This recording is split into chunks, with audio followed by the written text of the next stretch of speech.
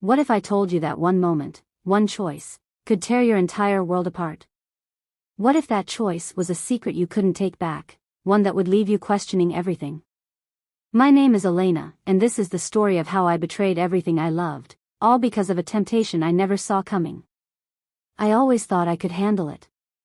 I convinced myself that the secret I was keeping was just a small part of me, something I could lock away and forget. But lately, it's been harder to breathe, harder to pretend everything is fine. Every glance from Jason, every laugh we share, feels like a countdown, ticking closer to something I can't escape. I never planned for it to go this far. It was supposed to be a one-time thing, something I could bury in the past. But secrets have a way of growing, don't they? They twist into something far more dangerous than you ever imagined. And now, I'm standing on the edge, ready to tell him the truth. The truth I've kept hidden for years. I'm not proud of what I've done. In fact, I can barely look at myself in the mirror anymore. But what choice do I have? It's eating me alive. Every day, every hour, the weight of it grows heavier, until I feel like I might collapse under its pressure. Jason deserves the truth. But can I live with the consequences of what happens next? Or have I already destroyed everything we had without even realizing it? I'm not sure. But I know one thing, this is the hardest thing I've ever done. And I don't know if I'll ever be able to forgive myself. It was subtle at first. I didn't want to believe it. How could I? We had built a life together, a life that I had once believed was perfect. But with each passing week, something felt off. Jason, the man who had once been my everything, started to feel like a stranger in our own home. At first, it was the little things. The way his hand no longer instinctively reached for mine when we sat together. The way he would get lost in his phone during dinner, his eyes flicking back and forth between the screen and the wall, never quite meeting mine. It was as if I wasn't enough to hold his attention anymore. It didn't seem like much, just a few small signs I tried to brush off. After all, he had work, big deals to close, and dreams to chase. But even as I told myself that, a part of me started to ache. We had our routine, quiet dinners, the occasional weekend getaway, and late nights spent in front of the TV, pretending everything was fine. But the passion, the spark that once burned so brightly between us, was gone. Jason would come home late, too tired to talk, too distracted by the constant stream of work calls that followed him everywhere. He wasn't physically distant. No, he was here. But emotionally? He might as well have been a million miles away. And I began to wonder, what had happened to us? It wasn't that he wasn't trying, he was. But the effort didn't feel the same. His love was no longer a gesture, it was an obligation. He kissed me goodnight, but the warmth I used to feel was gone, replaced by something cold and distant. And then, there were the nights when he'd fall asleep next to me, his back turned, his chest rising and falling in that familiar rhythm. But all I could feel was the emptiness between us. In the silence of our bed, I would lie awake, replaying the days when everything was simple and easy, before the weight of his ambition began to push us apart. I would stare at the ceiling, wondering what had changed. Had I become invisible? Was I just a part of the furniture now? I began to crave something. Something more. Something real. But the idea of asking for that from Jason, of admitting how desperately I needed him, felt like a betrayal. I was stuck in a world of my own making, loving him, missing him, but never really telling him the truth. And that's when I met him. I never planned it, never expected it. But sometimes life throws you a curveball when you least expect it. And in that moment, everything changed. The nights grew longer, and Jason's absences more frequent. At first, I tried to convince myself it was just temporary, a phase we were going through. He was working harder than ever, building his career, chasing his dreams. I understood that.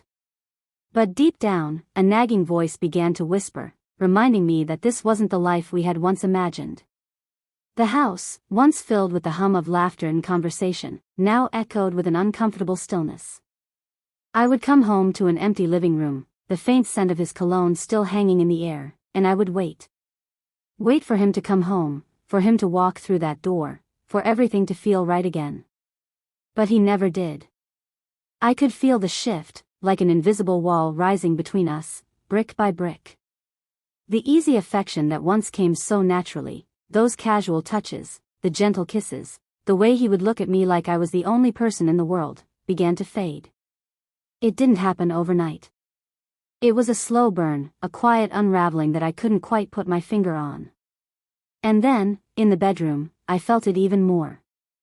The once intimate space between us became a battlefield of silence. The passion, once fierce and electric, had turned into something mechanical. Jason's touches were soft, almost as if he was trying to comfort me, but it was all wrong. I could feel the distance in every kiss, every caress. There was no heat, no longing. Just routine. I used to love the way his hands would explore, the way he would pull me close like he couldn't get enough. But now, his touches felt distant, absent of that fire I had once cherished. It wasn't just the sex, it was everything. He was still affectionate, still kind, but I couldn't shake the feeling that I was no longer desired. That I was just there, filling a role. A wife. Not a lover. I started to resent it. Resent the hollow exchanges we had in the bedroom. Resent the emptiness that seemed to stretch between us, no matter how much we tried to close the gap. And as much as I hated to admit it, I began to resent him. I hated the way he seemed oblivious to the cracks that were spreading through our marriage. But there were moments when I would look at him, really look at him, and see the man I had fallen in love with. I would catch glimpses of the warmth in his eyes, the tenderness in his smile, and for a split second, it would feel like everything was okay. But those moments were fleeting, fading too quickly to hold on to. And in the silence of our home, in the quiet of our bed, I wondered, is this how it ends? The kiss lingered on my lips long after it happened. The taste of Marcus, unexpected, intoxicating, still burned in the back of my throat, even as I stood there, frozen, struggling to process what had just occurred. My mind screamed at me, telling me I was making a huge mistake, but my body? It felt alive, awakened in ways I hadn't felt in months, maybe even years. I couldn't breathe properly. The air in the room was thick, charged, and every nerve in my body was on fire, yet in the pit of my stomach, a sinking feeling gnawed at me. It wasn't supposed to be like this. It wasn't supposed to be him. I was married. I had a life with Jason, a life I had built with love and trust. And yet here I was, standing on the precipice of something that could destroy it all. Marcus didn't say a word at first. He just stood there, looking at me with those dark eyes, eyes that seemed to see straight through me. It wasn't pity in his gaze, it was understanding. He knew what had just happened, what he'd awakened in me. "You don't have to say anything," he murmured, his voice like velvet. "I can tell how this feels." I wanted to pull away, to push him out of my mind, but I didn't. Instead, I let him stay in the space between us, the unspoken words hanging like a delicate thread, ready to snap. I didn't ask for this. I didn't want this. But the moment it happened, I realized something terrifying. I needed this. I wanted to run, to escape the reality I had created, but Marcus's words followed me as I walked away. His voice echoed in my mind long after I left the office that night. "I've seen the way you look at me. I know what you want. And I can give it to you." The guilt hit me harder than I expected. It was like a weight, heavy, suffocating, that I couldn't shake. I wanted to convince myself it was just a kiss, just a momentary lapse in judgment. But deep down, I knew this wasn't just a mistake. This was something bigger. Something I couldn't ignore. The worst part? I didn't want to.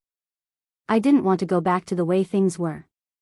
I didn't want to go back to the emptiness, to the routine. For the first time in so long, someone had seen me. Someone had made me feel like I was worth more than just a wife who played her role. Marcus didn't care about the past or the mistakes I'd made. He was here, in the present, and he was offering me something I hadn't even realized I craved. The question weighed on me every minute. What happens now? Could I let it go? Could I return to the life I knew? Or had the line I crossed already shattered everything, making it impossible to go back? The room was silent, too silent, as Jason stared at me. The flicker of candlelight from our dinner table illuminated the space between us, casting long shadows on the walls that seemed to stretch as long as the silence. I had just confessed everything, the affair, the lies, the overwhelming emptiness I had been carrying for months, and now, there was nothing. No words. Just a void. His eyes didn't speak. They just stared. And in that look, I saw something I had never expected to see: disbelief. Hurt. But mostly, exhaustion. As though he had given everything, every ounce of his trust and love, only to have it shattered in an instant. "I don't understand," he whispered, his voice breaking the silence. The words felt like daggers to my heart. I had betrayed him, the man who had been nothing but loyal, kind, and patient. I wanted to reach for him, to apologize, to undo the damage I had caused, but my body felt heavy, like the weight of my own guilt was holding me back. I had no excuse for what I had done. There was no defense. I had destroyed something so precious, something that once felt unbreakable. Jason's hands trembled slightly as he pushed his chair back, his face unreadable, his jaw clenched. He didn't look at me, he just stood up, walked to the kitchen, and opened the fridge. He grabbed a bottle of water, twisting off the cap before taking a long drink. It wasn't the actions of a man angry, but a man who had retreated into himself, trying to hold it together. I don't know what to say, Elena," he muttered, his voice tight. His shoulders slumped as though the weight of everything was too much for him to carry. My heart ached. But it wasn't just for him, it was for me too. Because deep down, I knew I had broken something I couldn't repair. There was a tension in the air now, something I couldn't escape. Every word, every breath felt charged, and yet we both stood there, unsure of what came next. How could we go on from here? Was there even a way forward? "I should have known," he finally said, his voice almost a whisper. "I should have known something was wrong. But I didn't want to see it." His words cut through me like a cold wind. For so long, I had hidden the cracks in our marriage. I had thought I could manage the duality of my life, pretending everything was fine when it was anything but. But now, standing in the rubble of our once perfect life, I realized I had been fooling no one but myself. The guilt was overwhelming. I had betrayed not just Jason's trust, but also my own sense of who I was. How had I become this person, someone capable of such deceit? Someone capable of destroying everything I held dear for a fleeting moment of passion?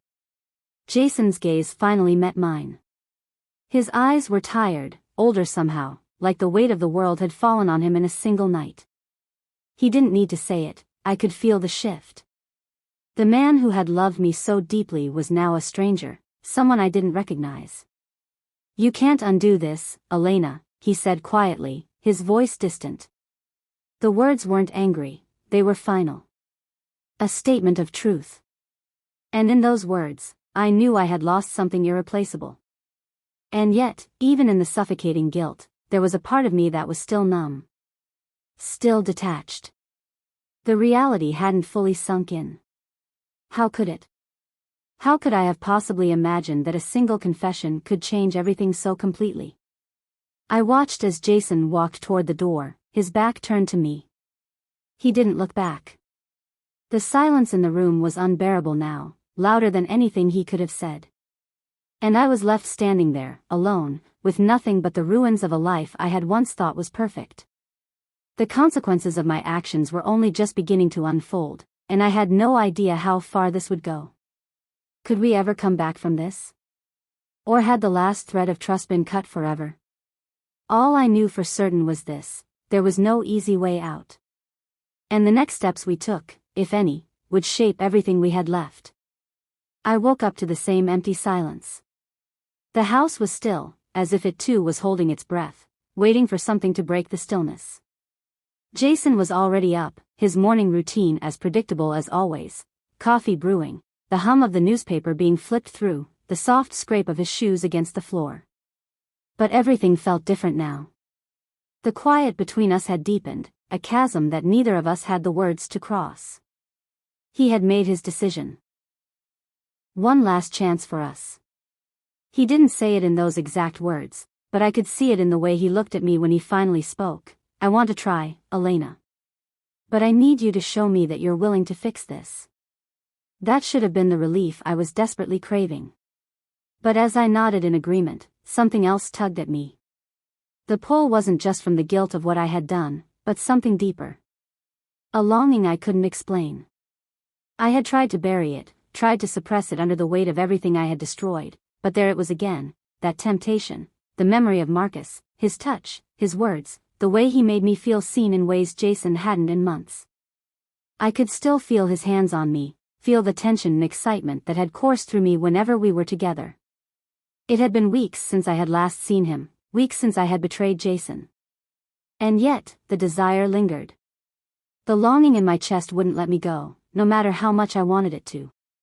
Jason's quiet determination, the promise he had made to salvage our marriage, felt like a lifeline, but that lifeline seemed to grow thinner the more I thought of Marcus. It was like standing at the edge of a cliff, knowing if I stepped too far in either direction, I would fall. And yet, the pull to reach out to Marcus was strong. I knew that reaching out to Marcus would mean betraying everything Jason was trying to rebuild between us. It would mean starting all over from the beginning, with nothing but the ashes of a marriage we both wanted to save. But could love alone heal these wounds? Could I really undo the damage, or was the damage irreversible? I didn't have an answer, not yet. Days turned into weeks, and as much as I tried to focus on Jason, on us, that gnawing sense of guilt wouldn't go away. Every time Jason smiled, every time he held me, I couldn't shake the thought of what I had done. But it wasn't just the guilt that clung to me. It was the realization that I would never be the same again. I wasn't the woman I had been before. The affair had left a mark, on me, on my soul, on our marriage, and no matter how hard I tried, those scars wouldn't fade. I stood in front of the mirror one morning, staring at the reflection of the woman I had become.